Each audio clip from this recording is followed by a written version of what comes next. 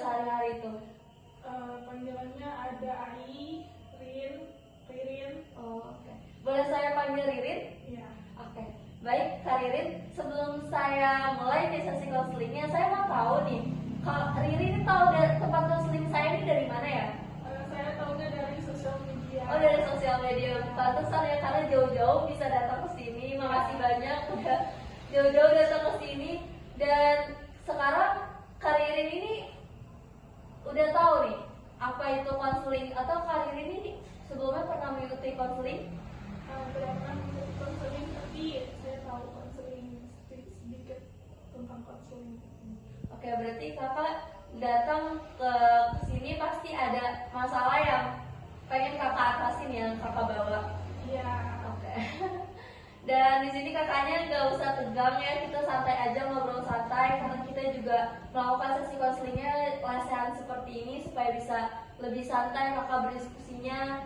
Dan di sini kakaknya juga nggak perlu takut, karena di sini saya sebagai konselor akan menjaga kerahasiaan, karena dalam konseling itu ada yang namanya asas kerahasiaan, dan diharapkan kakaknya juga bisa sukarela untuk menceritakan masalah yang sedang kakak alamin, dan diharapkan juga kakaknya terbuka untuk menceritakan masalah yang sedang kakak alamin. Tapi kalau misalnya ada keluarga kakak atau kerabat kakak yang mau tahu tentang kakak, saya nggak akan beri mereka tahu kecuali kalau kakaknya sendiri bisa memberi izin, baru saya bisa kasih tahu.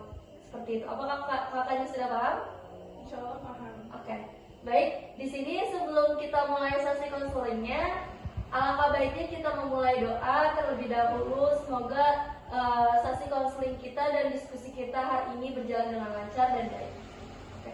Bismillahirrahmanirrahim. Ya Allah, tolong lancarkanlah sesi konseling kita hari ini, dan jagalah rahasia Kak Ririn, dan bantulah kita untuk mengatasi masalah yang sedang dialami oleh Kak Ririn.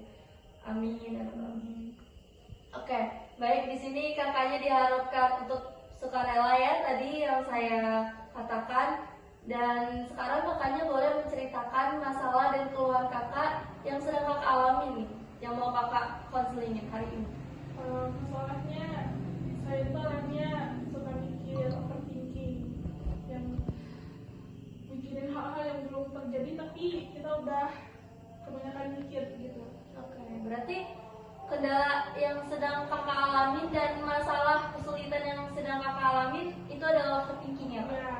Oke, boleh kakak berikan contohnya seperti apa? Karena overthinking ini kan ada banyak ya konteksnya. Itu seperti apa contohnya? Overthinking sama pasangan. Karena kan belum belum menikah, tapi mikirnya itu kayak misalnya nanti nggak nikahnya sama dia gimana gitu, kayak kita ini udah saling Overthinking soal jodoh ya? Iya, terus overthinking sama keluarga, itu mama sendiri gitu di rumah, saya jauh sini kuliah gitu kan, mungkin itu. Kalau boleh tahu, kakaknya berarti di sini ngerantau ya? Iya. Dan kakak berapa bersaudara? Nggak punya saudara sendiri. Oh, berarti kakak anak tunggal. Iya. Oh, itu yang akhirnya menyebabkan kakak tuh kadang overthinking mikirin orang tua di rumah, Iya. tinggal sendiri. Oke. Kalau tentang pasangan itu biasanya kalau kakak lagi overthinking kayak gitu, healing yang biasa kakak lakuin tuh apa untuk mengatasi overthinking itu? Beri makanan yang kita suka. Oke. Kan biasanya itu ada tipe dua manusia ya. Kalau misalnya frustasi atau lagi stres itu dia bakalan melampiasinnya tuh makannya banyak. Tapi ada juga orang yang frustasi atau lagi stres itu depresi, dia untuk minum aja tuh susah. Kakak tuh lebih prefer kemana? Yang makannya jadi kalau overthinking. Oke, jadi kakak kalau misalnya lagi overthinking, lagi stres tuh lebih healingnya makannya banyak ya? Ya, apalagi yang manis-manis, coklat. Tapi kakak sadar kalau misalnya itu sebenarnya juga kurang baik untuk kesehatan. Iya, ada. Dan apakah kakak mau mengurangi itu? Sangat ingin. Ingin ya? Oke. Terus apa lagi keluhannya selain itu? Yang ngebuat kakak overthinking ini kendalanya dia?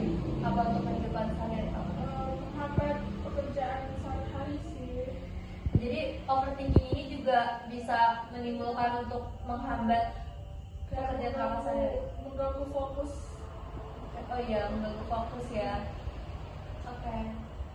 Jadi gini, karena berarti permasalahan kakak ini mengenai overthinking yang berlebih ya, dan dampaknya juga cukup kurang baik untuk kakak maupun untuk kesehatan, karena kakak pun kalau misalnya lagi stres, overthinking, kakak juga jadi lebih makan banyak yang kurang sehat, dan bahkan itu bisa kalau malam-malam ya itu tetap aja ya, maksudnya waktunya udah malam juga tetap aja ya.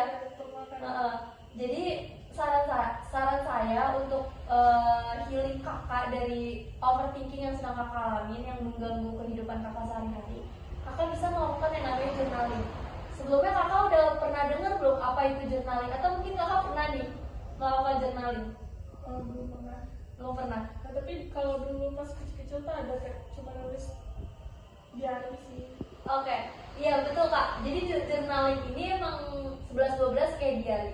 Tapi kalau journaling ini juga bisa disebut untuk healing yang namanya overthinking. Jadi kalau misalnya setiap kali kakak overthinking, terus memikirkan hal-hal yang di luar kendali kakak, kakak bisa langsung menulis itu di buku. Jadi itu juga termasuk impact positifnya juga lumayan banyak, karena yang pertama kakaknya bisa lebih lega dan lebih plong setelah melakukan journaling. Yang kedua, kakaknya tuh bisa tidak fokus untuk hal-hal yang negatif. Jadi dalam journaling itu juga kita bisa menimbulkan energi yang positif gitu kak.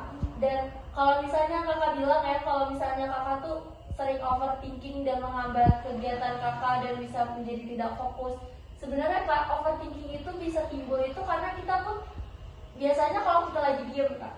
Jadi saran saya, tips saya itu kakak bisa mengalihkan dengan kegiatan-kegiatan yang positif. Jadi setiap kali kakak nih melakukan kegiatan positif, kakak sibuk mengalihkan dengan kegiatan positif, pasti deh overthinking itu akan berkurang secara perlahan. Dan kakak juga harus menerapkan teori yang namanya let them. Kakak udah pernah tahu belum teori yang let them itu ada di dalam buku yang sedang viral sekarang? Oke, jadi saya sedikit menjelaskan mengenai teori let them. Jadi dalam teori let them itu kita harus membiarkan hal-hal yang sebenarnya itu di luar kendali kita, di luar kontrol kita. Jadi kalau misalnya kakak memikirkan tentang pasangan ya, kalau kakak bilang tadi soal overthinking soal jodoh, kakak harus balik lagi. Kalau misalnya jodoh itu udah ada yang ngatur, udah Tuhan yang udah ngatur jodoh kita. Jadi sebenarnya kakak harus mengalihkan dengan pikiran yang positif, bahwa kalau misalnya jodoh itu udah ada yang ngatur, dan hal yang perlu kakak pikirkan sekarang dan hal yang perlu kakak lakukan sekarang, kakak hanya perlu memperbaiki diri supaya kakak bisa mendapatkan jodoh yang terbaik buat kakak. Seperti itu. Iya betul, harus upgrade. Jadi kakak, dengan kakak upgrade diri kakak sendiri, mengalihkan dengan kegiatan positif, itu udah dijamin pasti overthinking kakak akan berkurang. Mungkin nggak langsung hilang ya, tapi pasti bakalan berkurang. Dan untuk meminimalisir overthinking yang bisa menghambat kegiatan sehari-hari kakak. Oke. Setelah sesi konseling ini, apa yang kakak dapetin?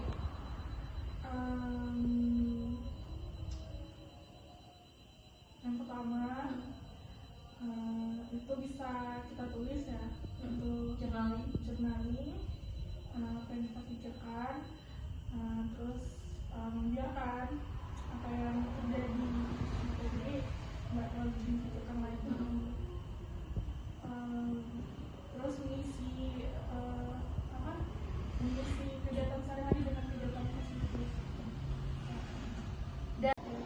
Oke, baik, dari hasil diskusi dalam sesi konseling kali ini, apakah setelah melakukan sesi konseling ini kakak akan melakukan tips-tips dari saya? Pasti saya akan mencoba lakukan tips dari. Oke, baik. Apakah sesi konseling ini bisa kita akhirin? Insyaallah bisa. Oke, semoga tips yang saya berikan itu bisa berdampak positif buat kakak ke depannya dan bisa bermanfaat dan juga bisa membantu untuk mengentaskan masalah yang sedang kakak alami. Oke, baik, terima kasih banyak Kak Ririn sudah datang ke ruang konseling saya, dan semoga bermanfaat. Sebelum saya tutup, mohon maaf dan banyak terima kasih kepada Kak Riri yang sudah datang jauh-jauh untuk melakukan sesi konseling bersama saya. Terima kasih Kak.